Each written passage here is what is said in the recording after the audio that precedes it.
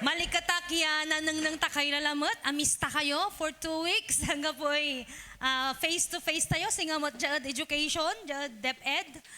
Bangbalat, amay, sabi nga nila, the distance makes the heart go ponder. Kwanta o. Hallelujah. I praise the Lord for His goodness na mabiskag tayo.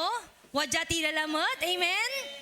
Anggano di malan tayo dalap biag tayo ekspikan iray ang babangil iran si mabiadanom bangbalat sa katawan at wadta niya na inay sa panangaro to sa provision to siya pa jay limangoy subango sa dabungda walay si musurobya kiyan sira at kaabunganda.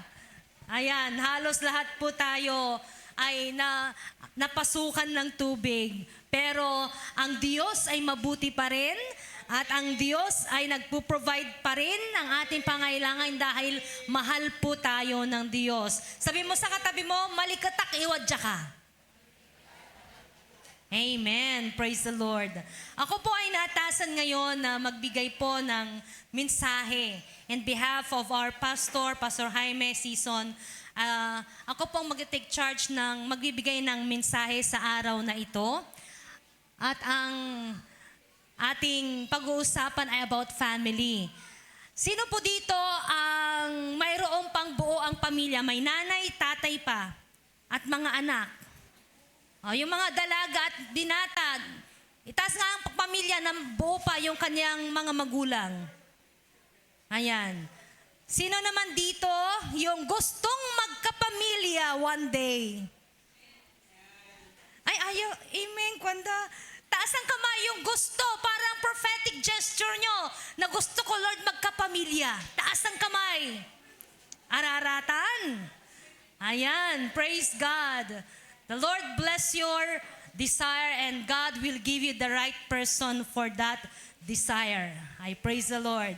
So, ang pinaka-topic po natin ngayon is about how to build a strong family. Alam niyo po, dumaan po kami sa sitwasyon na kung bakit po kami nagbebenepisyo ngayon bilang mga apo dahil mayroong lolo kami na tumanggap kay Kristo Jesus sa pamilya. Tulad ng sinabi ko kanina po, pag may isa sa pamilya na tumanggap kay Kristo Jesus na Diyos at kanyang tagapagligtas sa pamilya, para diyang yeast, sabi ng Bible, na naapektuhan ng buong pamilya. Ang nakaumpisa po na nakarinig ng salita ng Diyos sa pamilya po ng mother side ko ay si nanay ko at saka si uncle ko Noli. Yung umpisa po ng World Vision. Napunta po sila dyan sa Kalmay? Ano ba yun? Jayod. Ay, Nerman, tate? Hindi, Jayod. Yan. On. Dagupan. On. Aman. Amay, kula ay kinata. Dala niya BI. Ano yun? Anong tawag doon? Land transportation? Karaunan. Tama po ba yun? Yung church doon na maliit, doon po sila Pastor Kalamyong ang nag-outreach sa kanila sa Sabangan. And sa isang head ng pamilya na tumanggap, alam niyo po ang naapektuhan sa buong pamilya, from lolo to anak at apo na ngayon at magiging mga anak po namin, mga 4th generation na ang sumusunod sa amin. And you know what? That time na mayroong Jesucristo sa pamilya ni Abing ng Beltran, kakaiba po ang nangyari sa buhay namin, sa buhay nila. Alam niyo po, ang buhay ng tatay noon, taga-alay sira o dayat. Taga-kumpuni, pukok, singa si tatay. Si tatay Dumeng. Wala si kayo, taga-kumpuni pukok, awa.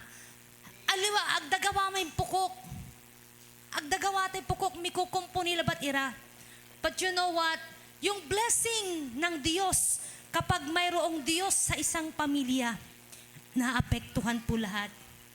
Lahat ng mga kapatid ng lolo ko, nag-aagawan na sila sa lupa, nag-aaway-away. Pero you know what? Sa pamilya ni Abing, never nilang pinagawayan ang lupa.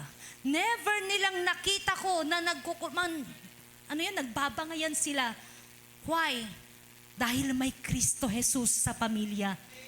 At yun ang pinakasentro po ng ating pag-uusapan sa araw na to. Gusto niyo bang magkaroon ng pamilya na walang awayan?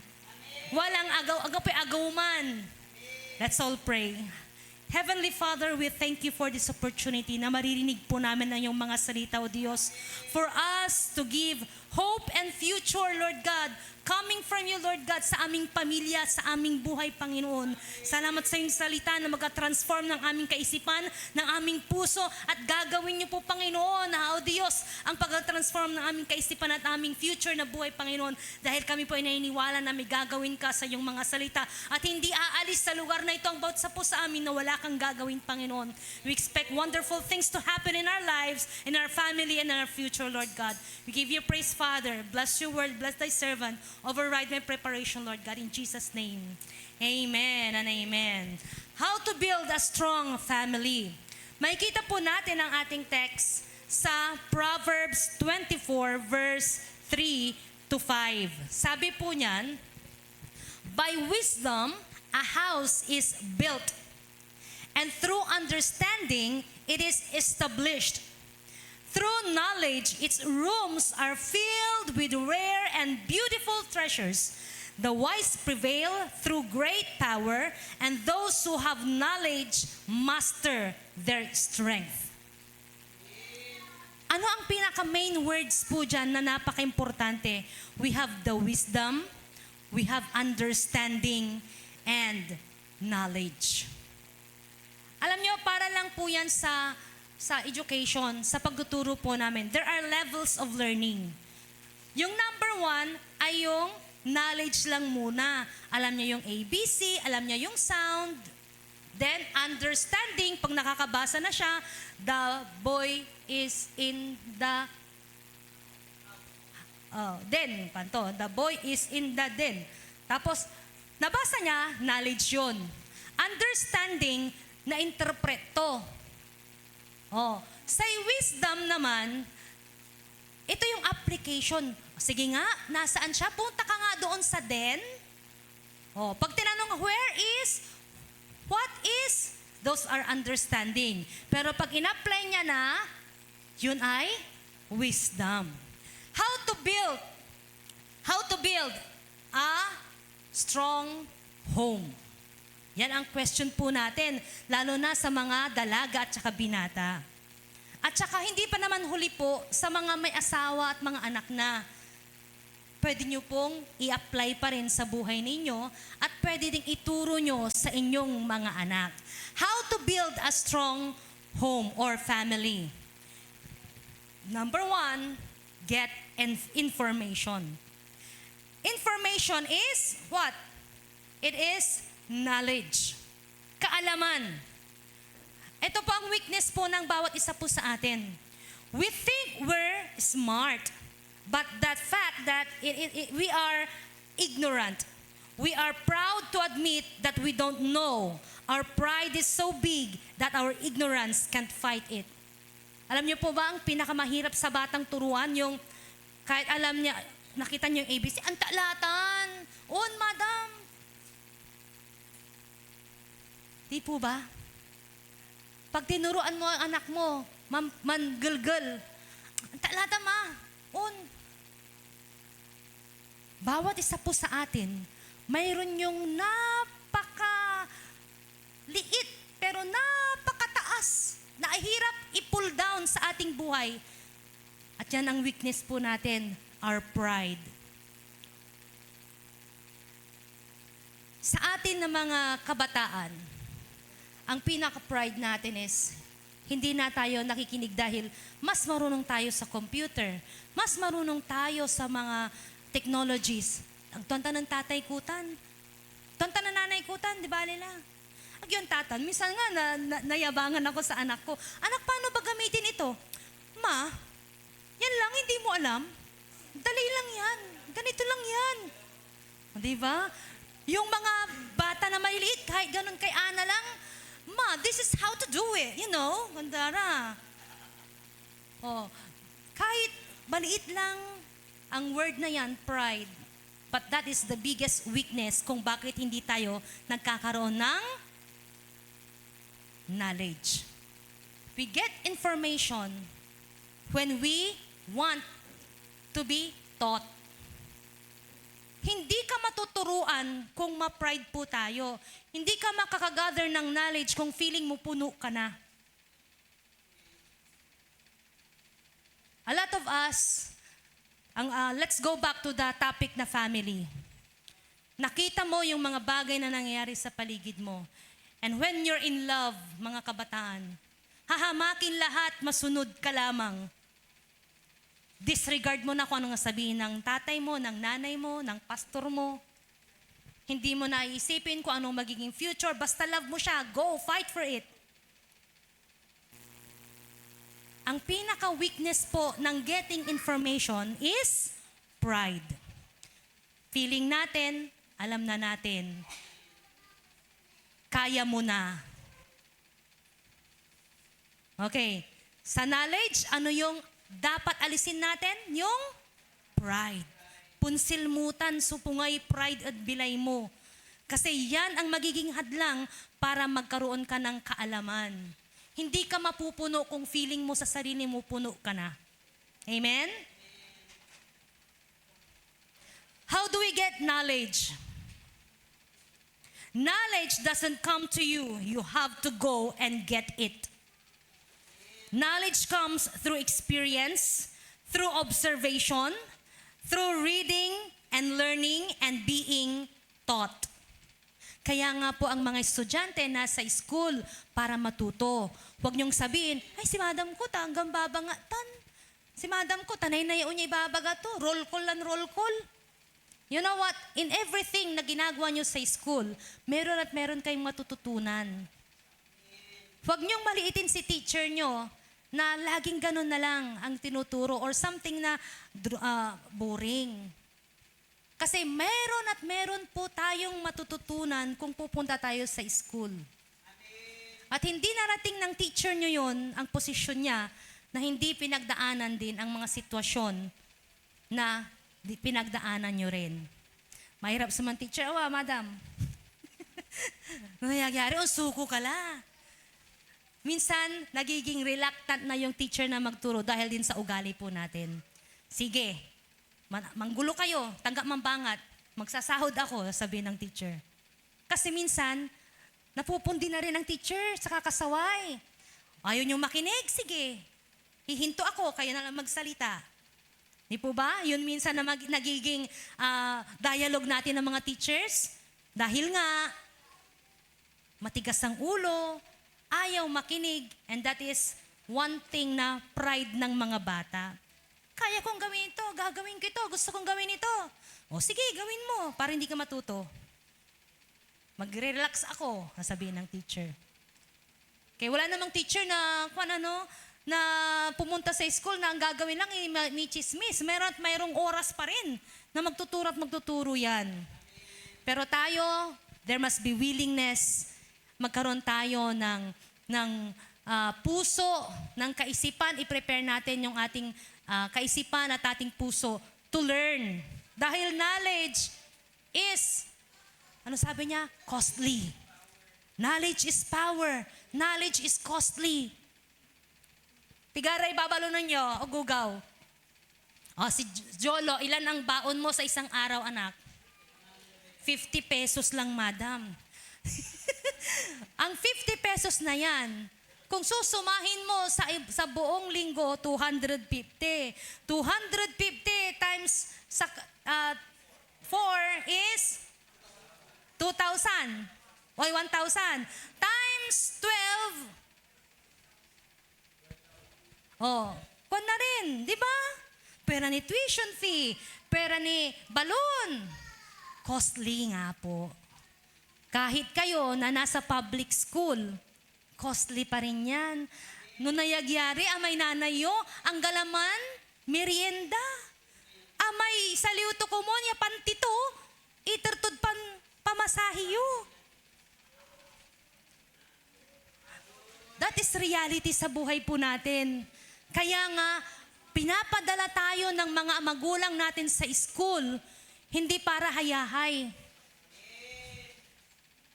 Imagine nyo, yung baon nyo na 50 pesos sa isang linggo, nakakapag boss coffee pa kayo?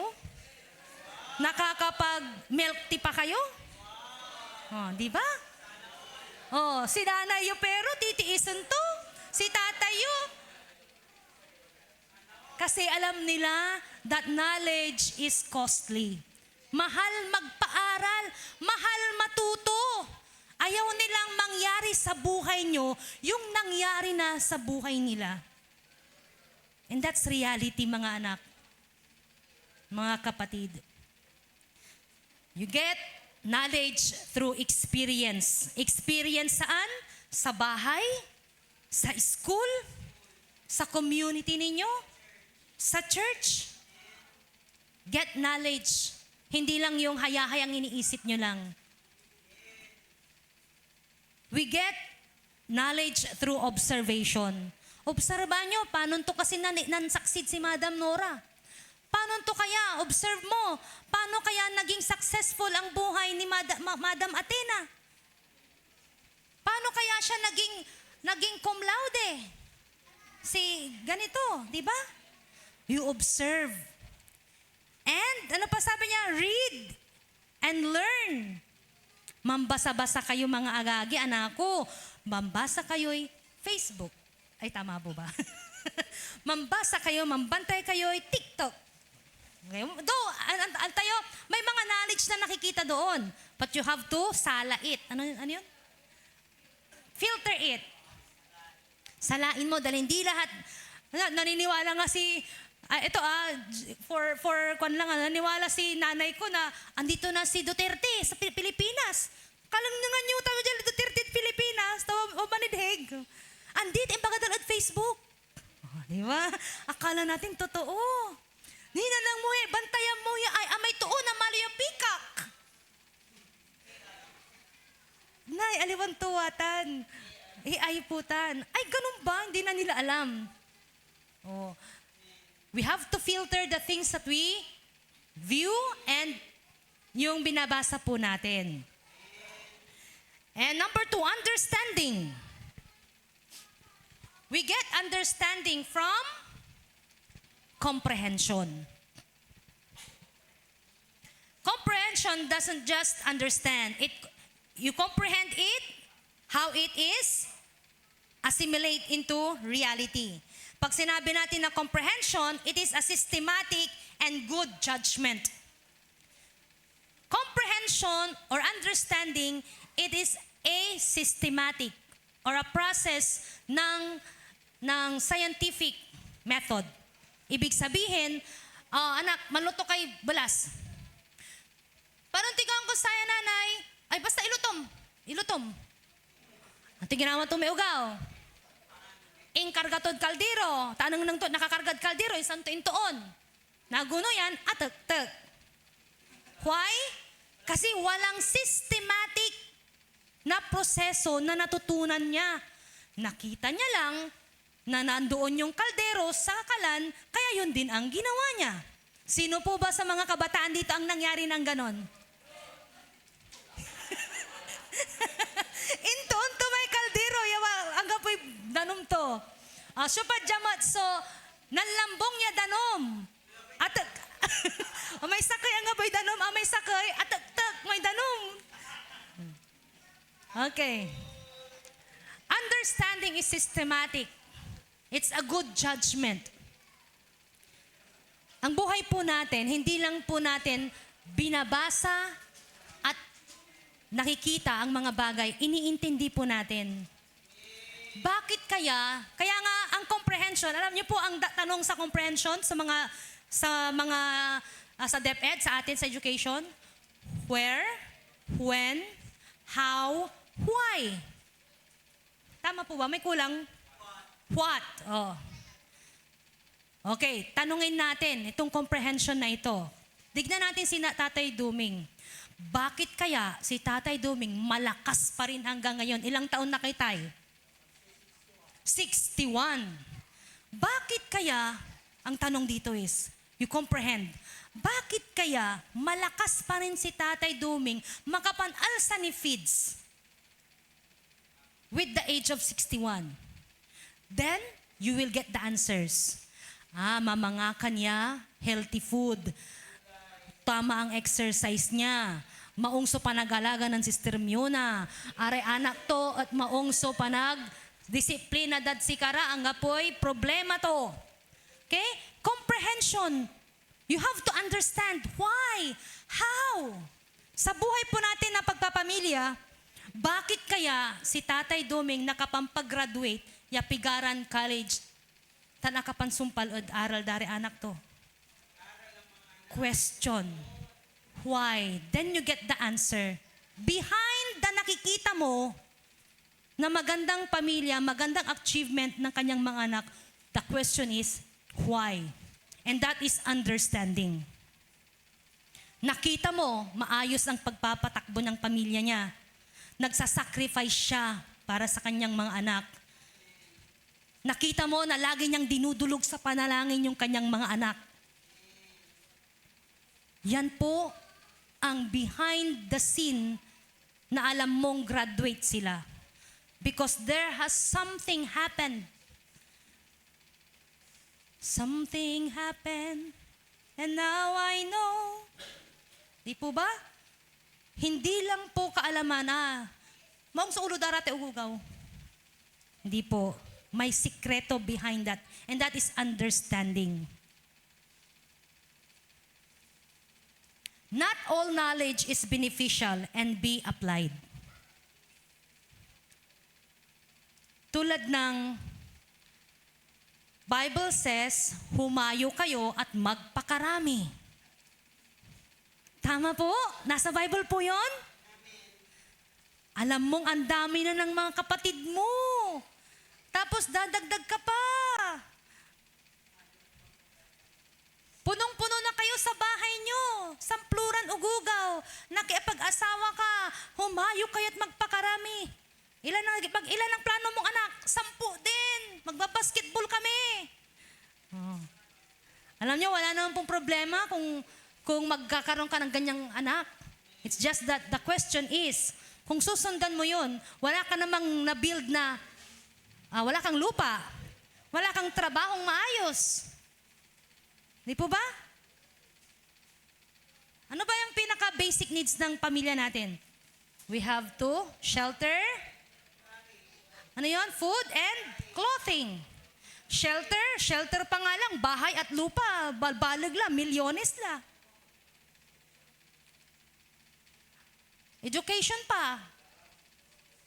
Okay? Pag sumunod ka dun sa humayo ka at magpakarami, outdated na po yan sa atin. Sinabi po yan sa Bible noong si Adam at Eve, sila pa lang ang nasa earth. Pero ngayon, ang dami-dami na po natin. Gawin mo yun kung madami kang kalupaan. Papamahagi mo, Diyan ka anak ko. Diyan ka hasyenda number 1. Diyan ka hasyenda number 2. May kadwa. Indan takilay yun. Educational, anong tawag doon? Plan. Bawat si kayo wala educational plan nyo. Well and good, pag ganun, di po ba? Pero wala kang kakayanan, salain mo. You have to evaluate.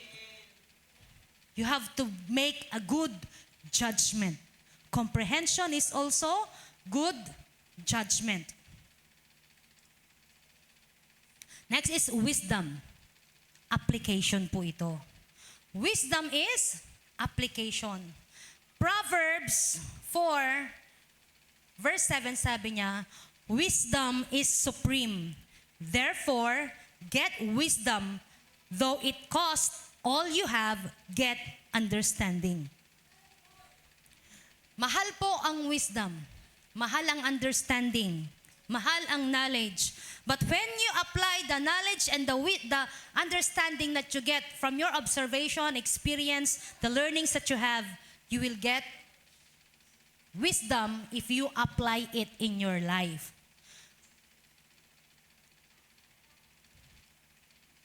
Wisdom is more important than knowledge and understanding. Why? Bakit kaya importante ang knowledge and understanding? Mas okay ang wisdom. Because you can have knowledge but you don't have wisdom. Paano ba natin maano yan? Paano ba applicable yan sa amin? Alam mo na ang sigarilyo masama sa katawan.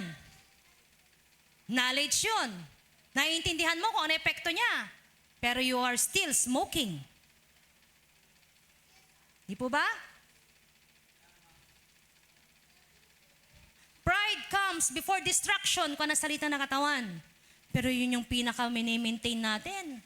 Ako ang principal. Ako ang hasyendero dito. Ako ang boss dito. Layas, mga hampas lupa. Di po ba? When pride comes sa buhay natin, follows destruction.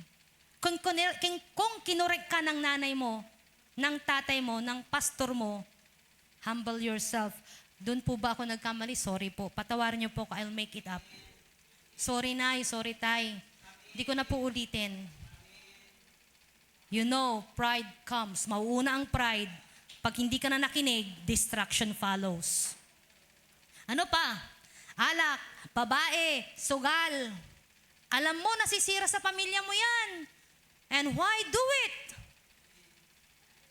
Alam mong sisira ng future ng mga anak mo yan. Magkakaroon sila ng hindi magandang self-worth. Hindi nila makikita ang pamilya nila na maayos kung makikita nila ang pamilya nila wasak. But still you do it. Not all knowledge and understanding is beneficial. The more important is wisdom. And you have to get it in your life.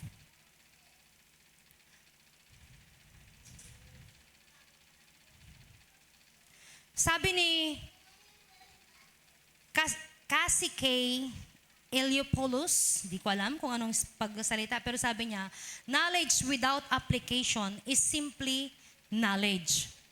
Applying the knowledge to one's life is wisdom, and that is the ultimate virtue. Yan ay ang kagandahan na pag-uugali ang karakter ng isang tao, yung wise siya. You have the knowledge, you have the understanding, but you have to apply those understanding.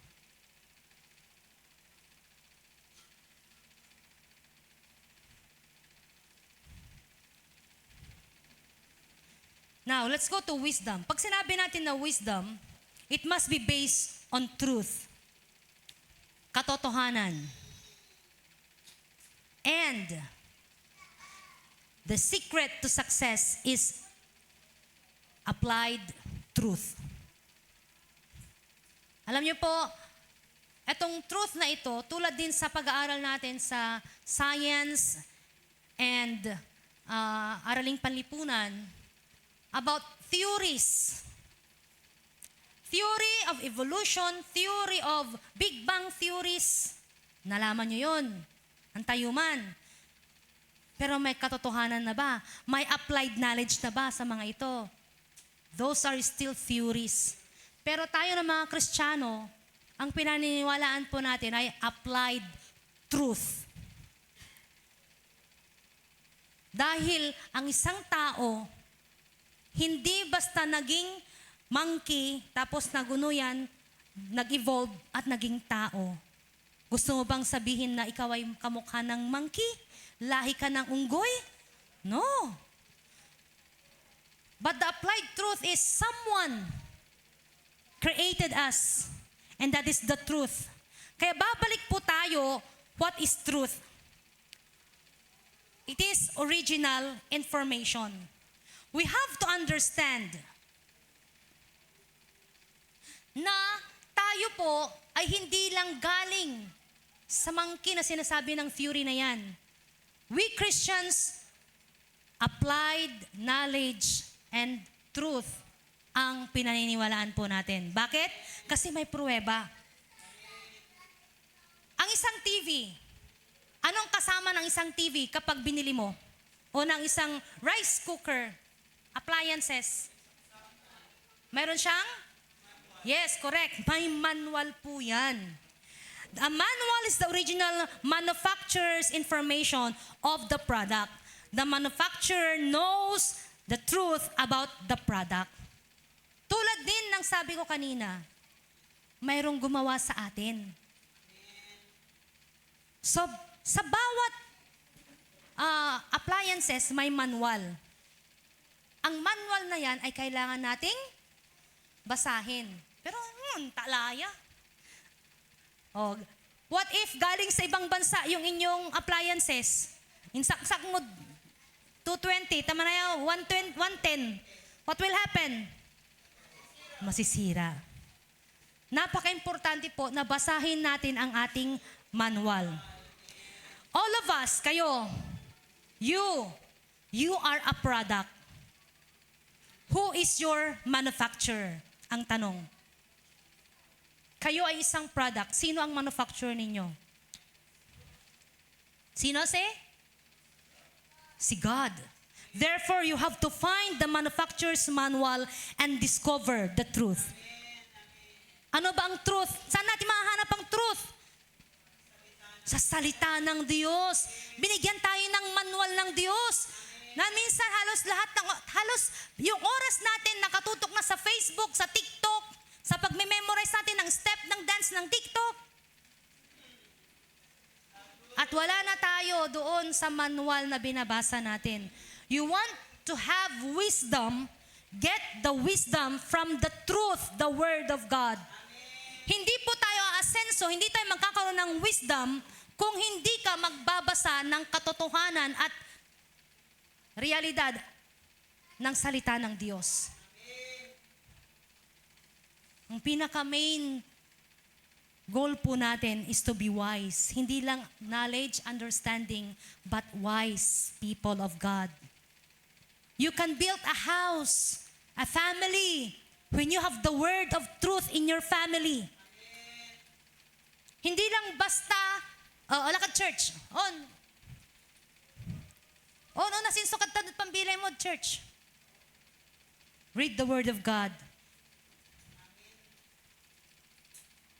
Let us understand that, sabi niya sa John 7:25-29, okay, your maker is not from this earth.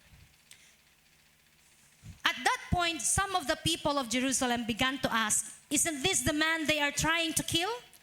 Here he is, speaking publicly, and they are not saying a word to him. Have the authorities really concluded that he is the Messiah?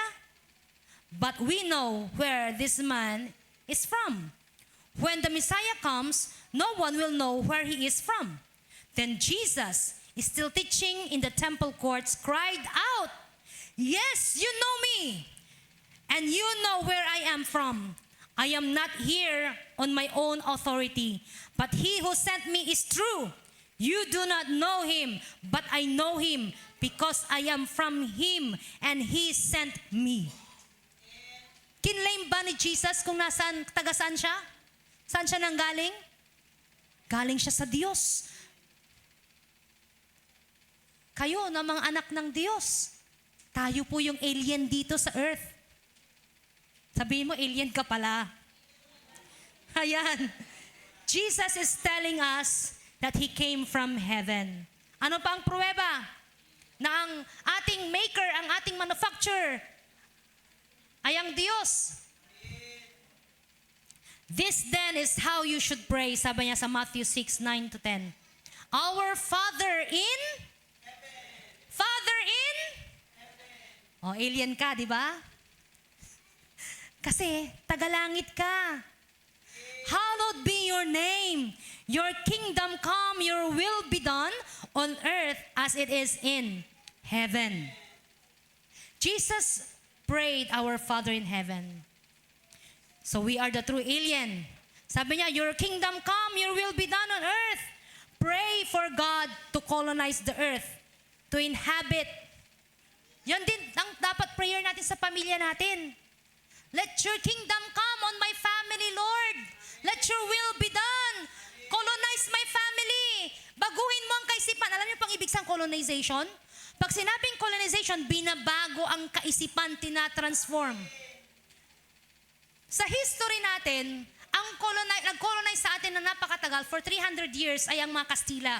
Anong ginawa nila? Yung kanilang kultura doon sa Spain, dinala dito sa Pilipinas. Paanong paraan? Lahat ng mga tao doon sa poblasyon, Mayroon nandoon na yung public ng church, nandoon na yung plaza, nandoon na yung mga bahay. At anong ginawa? Pag ring ng bell, ting, ting, ting, mandasal yamin, alas 6. Simba, unlad amin. Why? Kino-colonize nila. Tinatransform nila ang kaisipan.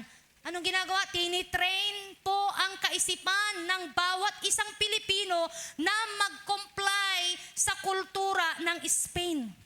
At ganun din po tayo, mga Kristiyano. Kino-colonize dapat ng mga Kristiyano ang kaisipan ng kanilang pamilya. Tinitrain ang ating mga kaisipan to follow the Word of God. Kaya lang po, tamad po tayong mag-correct sa ating mga anak. Tamad tayo na ipakita yung pagmamahal at suporta. Hindi po iniisip ang pag-colonize ginagawa. Pulya na wala ta anak mo, tapasaway, sige latan. Iter mo lang gabay ito.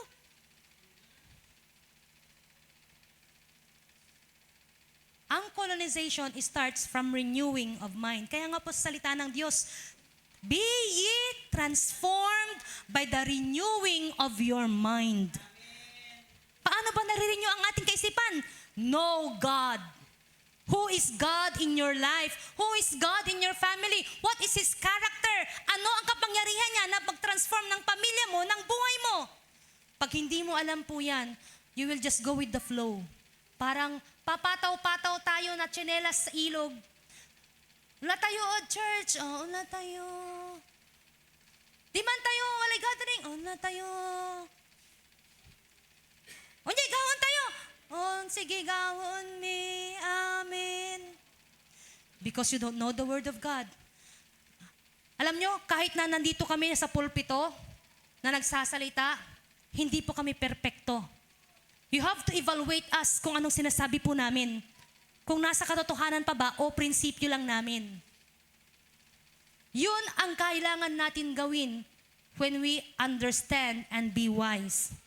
You have to evaluate us if we have the same spirit as the God gave us. Kung hindi, correct us. Madam, aliwa may bagayo mo. Singano taliwas sa theology. Singa ako abasa tanod Bible, madam.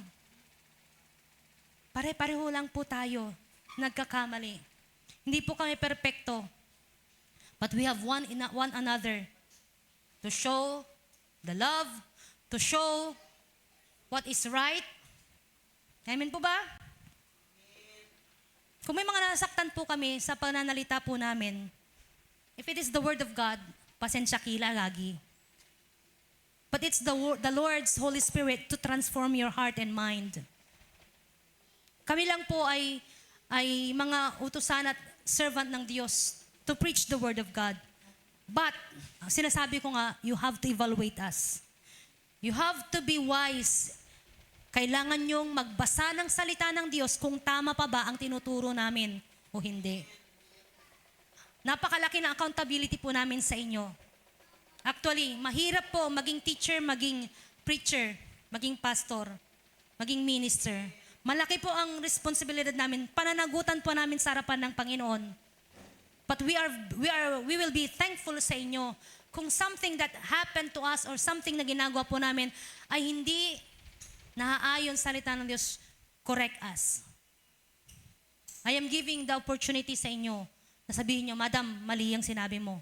Aliwate gagaw no, Madam. And that's the test of pride. Kung nagtuturo ako dito na may pride at hindi ako nagdedepende sa kapangyarihan ng Panginoon, sabihin nyo kaagad. Dahil lahat po tayo nagkakamali. Ulitin ko, taga saan tayo? Tagalangit. We have to colonize our family. Paano natin i-colonize? Read the Word of God. Basahin mo para may apply mo sa kanila. Anak, mali yan. Sabi ng salita ng Diyos ganito. Unubat-ubat ka anak ko. Sabi ng salita ng Diyos, obey your parents. Honor your parents. Ganyan po ang magturo, mag-colonize sa inyong mga anak.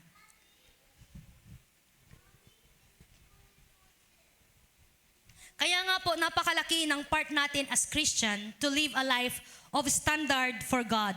The values we live, the character that we possess, the faith that we live, the family that we build, because it is the reflection of our Maker. Family is the first institution on planet Earth.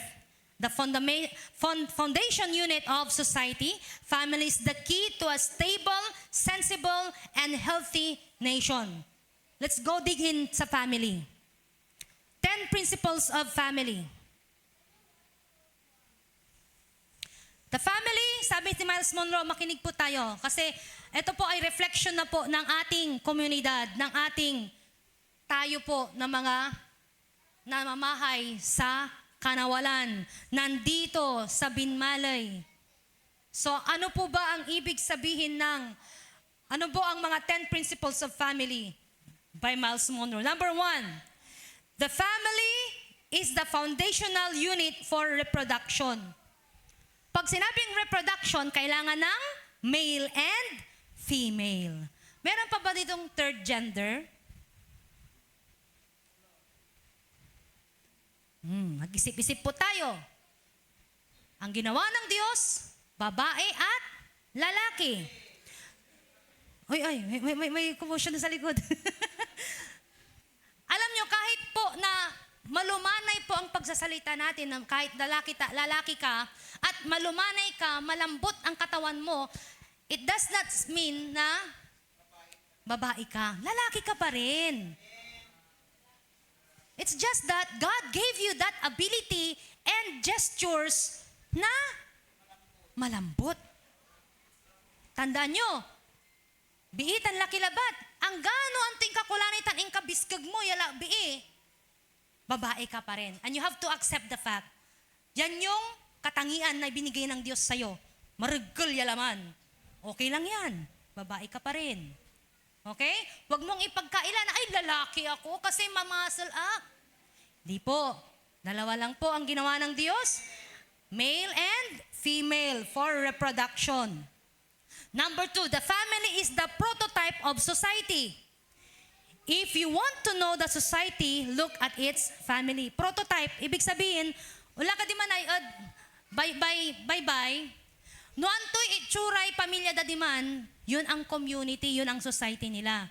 Example, pumunta ka sa Tondo, Patuyan, Nakawan. Yan ang society nila. Ito ang society ng mga magnanakaw. Pag mga farmers or fishermen sila doon, ito ang mga society ng mga fishermen. So kung ano ang bawat pamilya, yun ang prototype ng society. Number 3, society is as strong as family. Kung ang pamilya doon sa baybay, laging nag-aaway, nagkukulkulan, mambabangkwangan, iray plato, di kutsara. Nung sabi niya, society is as strong as family. Kung hindi strong ang pamilya mo, yun ang society mo. Yun ang kinabibilangan mong komunidad. So napakahalaga po na alagaan ang pamilya. Number 4, society reflects the condition of family.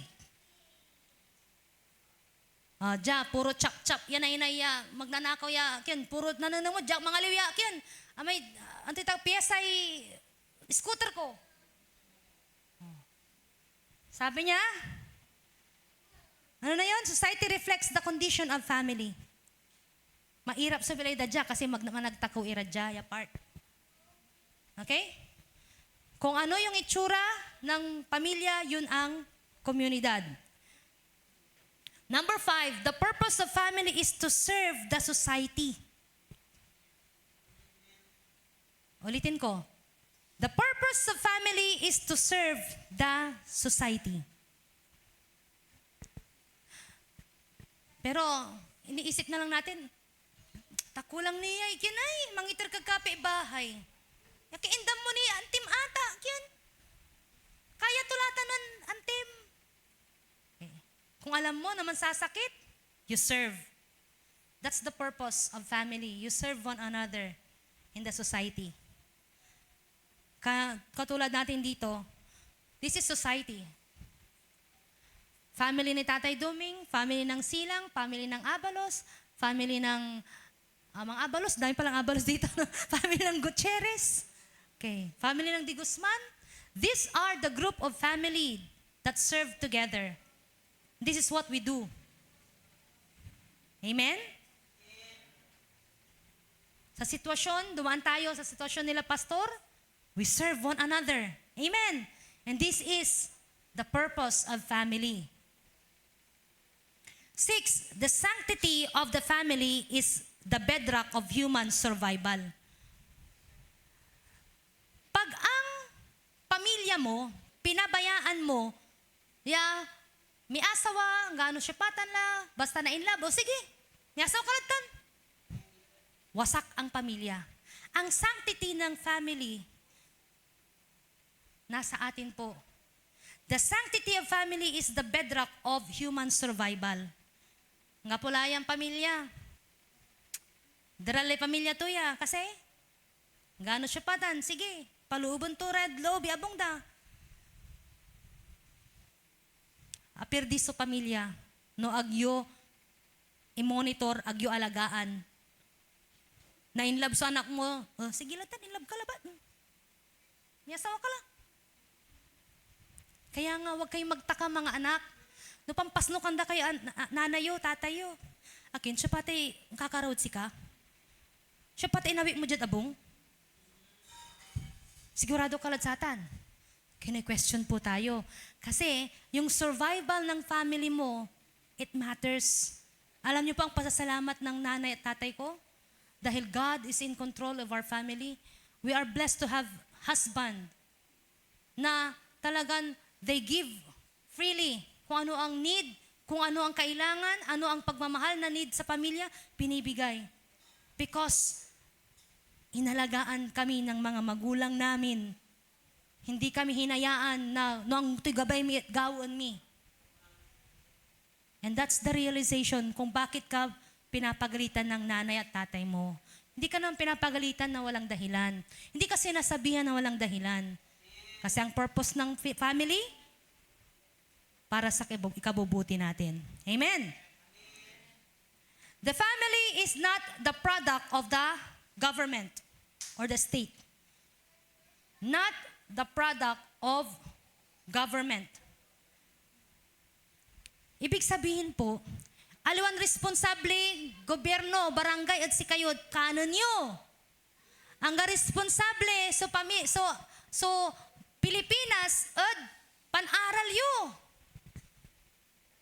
That is the responsibility of your parents and your family members. Kaya blessed po kayo kung yung ate nyo na nakapagtapos, pinag-aaral din kayo. Magpasalamat kayo sa ate nyo, sa mga kuya nyo na nagsasakripisyo. O sige, untunda ni, tapian makapansumpal ka aging. That is a responsible family member. Magpasalamat kayo sa kanila dahil ang gusto nila magandang future nyo. Tandaan nyo family pre-existed before government. Nauna na ginawa ng Diyos ang pamilya bago pa ang gobyerno. Number 8, family produce the state or the government. So sino ang nandoon sa ating gobyerno na ngayon? We have President Marcos. At ang anak niya ngayon ay leader ng Kongreso. Ang nandoon sa mga tito niya. We have different politicians. Saan ang galing? Sa isang pamilya. Hindi po ang gobyerno ang bubuo ng pamilya. Ang pamilya ang bubuo ng gobyerno. Kaya huwag kayong magtaka kung bakit mga Marcos ang nasa posisyon ngayon. Dahil nade-develop ang pagiging politicians nila sa loob ng pamilya. Kung titignan nyo po, na-develop ang mga teacher sa loob ng silang dahil mayroon silang nanay na teacher. Mayroon silang ate na teacher. Kung ano ang nandun sa gobyerno, it's because the family established it. Anong gusto mo? Si gobyerno makialam sa'yo? Huwag mo na pakan sa anak mo. Halika na. Ay, anak mo. Awit ang kuti manay. The dissolution of the family is the dissolution of the entire society. No, ag mo na namanduan sa anak mo, sa pamilyam, magiging problema yan ng gobyerno, ng komunidad mo. Diba, tayo mga magulang, nay kababaing kadtad anak ko, agkadtan pasaway. Diba, lagi sinasabi sa inyo, agkamangitor kababaingan anak ko. Dahil, pag hindi mo naayos ang inyong mga anak, the community as well, hindi mo maayos. And that's the problem sa kinalalagyan kong school ngayon, sa community namin. Marami sa mga magulang, pinapabayaan ang anak. Ano nangyayari? Basta pakanan day, sa talurang beses, basta walay baautan, tawyo, go. And what are the children doing? Nagnanakaw sila. Liber-liber ira. Mananap iray kwarta. Isalo di pagkain. Kasi inside the family, hindi na po natutugunan. At yan ang pinaka-challenge sa inyo mga kabataan. Ano ang challenge? Pag nakipag-asawa kayo, siguraduhan nyo, yung walay trabaho yo. Yan tayo'y responsibilidad yo. Ano ande? The dissolution of your family is the dissolution of your whole society. Problema sila ng barangay. At sinong sasabihin, pag-anak ay si Dumeng, ay, katumanaya. We have to hold our family's integrity. Amen? Okay, that is the 10 principles of family ni Miles Monroe. And number 10, it is illegal custody when the government becomes the parents. Paano ba nangyayari ito na nagiging parent na ang government? 4Ps. Akap. Tupad. Walag yan tani, baka yan ta, card. Walay sibol. Walay farm. Di ba?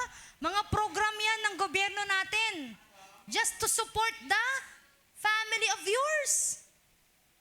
Supposed to be, tayo ang magbibigay ng pag-aral, pagkain. Ano nangyayari sa amin sa school? Free na nga ang, yung food, ano tawag doon? Feeding program? Babantak niya, gugura may tinapay. Amay nutribandaya, yellow tan orange. Ang saki-saki sa pag-uko agagi. Nanang ko, may ugay, ibabantak to, impantak to, akin anak ko, huwag mo antaya, tax kutan. Di mo ba alam na mahal-mahal ng tinapay na yan? Para lang mapakain ka at tumaba ka? Tignan nyo ang community. Hindi daw masarap. Matigas daw. Samantalang sa bahay, anong kinakain? Tauyot at baaw. That's how crooked the mind is. Kaya nga kailangan natin i-transform ang kaisipan ng tao, ng pamilya natin. Be thankful in whatever. Sabi niya, ibibigay sa'yo ng Diyos. May salamat kayo. No, kaiba kayo for peace. May augmentation kayo. Hindi ko sinasabi na masama yun. That is good. Pero wag nating abusuhin ng gobyerno. Dahil ang tax na nanggagaling dyan, galing din sa ating lahat yan. Nagpapasalamat nga ako nung time na hospital lang tatay, every time na nagpapalinis ng paa si father ko, sa private hospital pa, 24,000 ang kinukuha ng PhilHealth. Imagine nyo yan, linisan na, karkarandala ba, may amputi. Karganda betadine, sandapal kapanla. Ay, okay, na saliya, tatay mo, responsive. 24,000. And that's coming from our tax. Nagkapasalamat po tayo sa gobyerno, pero sabi ko nga, tay, wag nyo namang asahan yung PhilHealth ninyo, mampaabig tayo. Inom nyo may tambalyog, kay mamanga kanya na yung masarap. Yan masyado. Masyado na tayo naasa, tax tayo. Ay, may salamat ka, praise the Lord, ko anong tatay ko. Tapos ginastos mo na ba, 12 pesos, kwanto. Pero you know what? When the government provides for our needs, sa family mo, that is foul. That is illegal custody. Oh, huwag niyong hayaan po mga kapatid na i-rule na lang tayo ng ating gobyerno. Umasa tayo sa gobyerno. We are called, alam niyo po ba, pag sinabi natin na marginalized citizens, marginalized income, sino po dito ang wag niyo na itaas ang kamay niyo, kayo na lang. Pag 100,000 ang inyong naiipon sa buong taon na sahod ninyo, 100,000 at 12 months, marginalized tayo. Tayo po yung pabigat sa ating gobyerno. Yan ang tawag sa atin. Yung mga binibigyan ng 4Ps, sila yung mga nasa marginalized. Minsan nga, hindi na dinideclare Minsan kahit na 1 million na nga ang natutubo sa isang taon, hindi niya ina-acknowledge just to have that 4Ps. Kung ang sahod mo ay 100,000 lang sa isang taon, nakabilang ka sa marginalized. And so, ipikasim, katawan, bindisyonan mo kugabay ang maluya, walad part niya marginalized. Now, what's God's purpose for the family? God's purpose is to reflect God's image. Families are created in God's image. Therefore, they should reflect God's love, His character, the values, and through the relationship and interaction. So makikita sa pamilya po natin ang totoong imahe ni Jesus sa pamamagitan ng ating karakter, ang ating pananalita, ang ating relationship. Amen? Amen? Amen. God's purpose is conducting government for God. It is a place where God's principles of order and the culture are taught and practiced. Sa pamilya po natin, i-develop po natin ang government ng Diyos. Anak, nagtatights ka ba? Anak, nag-o-obey ka ba? Pumupunta ka ba sa church every Sunday, anak? Okay, you establish the government of God in your family. Producing and raising a godly heritage. We have a crucial role in passing down faith and values from one generation to another. Anong ibig sabihin po nun?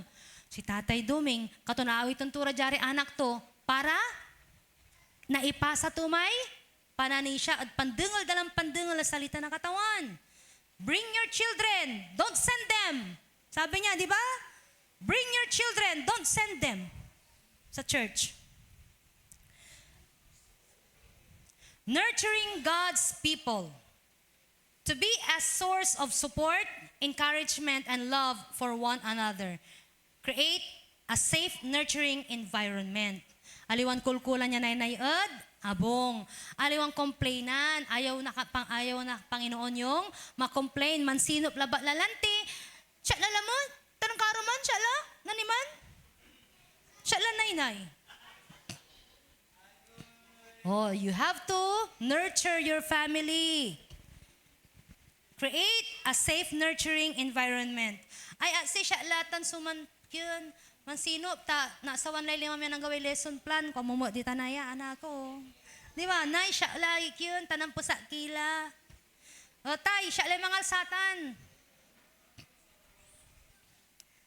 Number 5, fulfilling God's mission. Ano bang mission natin?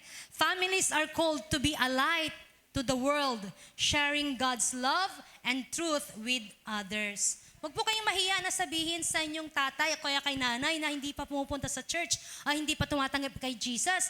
Tay, ang pinaka-importante po sa buhay natin, si Jesus. Tanggapin niyo si Jesus as your Lord and Savior. Makakaroon ng pagbabago sa buhay niyo. Ang talatang ko ng tatay kinabayagalan niya, ya religion. Ag kayon sasawa, ya mangi, busngaw na say, salita ng katawan. That is your mission. Ag kayon sasawa, imbitan siya, siyo. Sigat, ang latad church, kamang palas ta. Indan takay yun, kawus mo, yung palo, isalatan mo. Indam mo ikawas to, nagtugapit, ang gapi kawas ko, ang gapi yan, indam mo. Ang gapi sapatos ko, uy, salawanta ka, kuha mo. Amen? Exert tayo ng effort. The challenge for us today is on how you nurture your family. As a father, or mother, or son, daughter, do you reflect God's image through your character, conversation, and decisions and values? Are you raising your children in God's godly manner? Are you teaching, showing your family God's mission? Let's get knowledge from our Maker, His manual, the Bible, understand it, make right and just judgment. Always ask His Spirit to guide you, apply the Word of God in your daily life, and be the salt and light of your family. By then, your community, your society will be encouraged and know who your God is. If you want to change your family, your community, your country, start from your life. Amen? Mag-umpisa po tayo sa ating pamilya. So let's review the manual. And lastly, tingnan niyo po itong picture na to sa susunod. Nakita ko na, wala? Maganda nga yung picture na kwan ko eh. Nandoon yung buong pamilya pa po namin, na buong Beltran. From, ilan sila magkakapatid? 7 ba, Madam Nora? 7, ang dami-dami na namin. Pero, umpati kami ng 50. Pero you know what? Never pang nakita ko na nag-aaway-away kaming magpipinsan, mag-auntie, magtito. Why? Anong sikreto? May Jesucristo sa pamilya. Gusto nyo ng maayos na pamilya? Sabi niya sa John 13:35, "This is how everyone will know that you are my disciple, when you love each other." Amen? We love each other. Dito sa church, walang mag-aaway-away dahil mahal natin ang isa't isa and reflect the image of God through our character, through our speech, to our life and decisions. Nais niyo po ba na magkaroon ng pamilya na maayos? Strong family? Taas nga ang kamay ng gusto. Will you raise with me? Tayo po tayo. Let's pray. Let's acknowledge the Lord. Hallelujah, hallelujah. Ama namin, kilala mo ang bawat isa po sa amin. Bawat isa po ay may pamilya. Bawat isa po ay may nais na magkaroon ng pamilya, Panginoon, in the future. Mga kabataan, mga nanay at tatay na nandito na yung mga anak, may binubuong pamilya. O Diyos, alam niyo po ang desire nila, Panginoon. All of us, the parents, wanted to have a good future for our children. Ang pagpasa ng aming pananampalataya sa kanila, Lord God. But una, Panginoon, transform our mind. Colonize our mind through your word, O God. Bigyan mo kami ng puso, O Diyos, ng desire na matuto sa iyong mga salita, Panginoon. Nang sa ganun, O Diyos, mag-reflect ang image mo sa aming buhay. Makita sa bawat desisyon po namin, sa aming pagpapalaki ng aming pamilya, sa pag-provide ng aming mga needs, Lord God, na ikaw ay Diyos na buhay sa aming pamilya. Panginoon, tulungan niyo po kami dahil hindi po namin kaya ito, Diyos. Hindi namin hawak 24 hours ang aming mga anak. But Lord, you hold them in your hands. You hold our life, Lord God. You are the source of everything, Lord God. Kaya po, Panginoon, wala kaming maasahan kundi kayo lamang, Panginoon, sa aming pamilya. Sa aming mga kinabubuhay, Panginoon, kayong may hawak po nito. Sa aming buhay, sa aming kalakasan, sa aming mga anak, O Diyos. Sa kanilang edukasyon, Panginoon. O Diyos, wala kaming pwedeng pagdipindihan kundi kayo lamang, O Diyos. Because you know everything. You are God. You are in control. You are the source. Hallelujah. Hallelujah. Sabi mo nga, Panginoon, you are Jehovah Roy, Panginoon, nakakakita sa lahat ng aming pangailangan. Lord, you know us by name, O Lord God. So, Father God, hallelujah, we entrust to you our family, Lord God.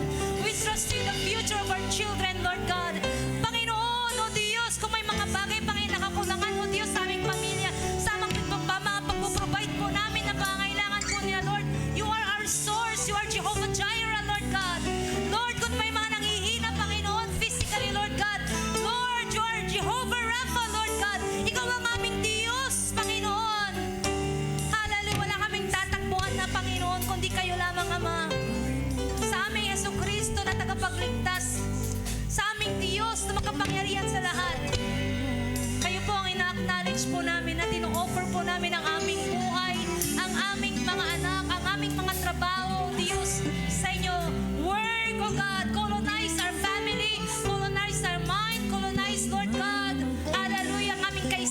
Diyos.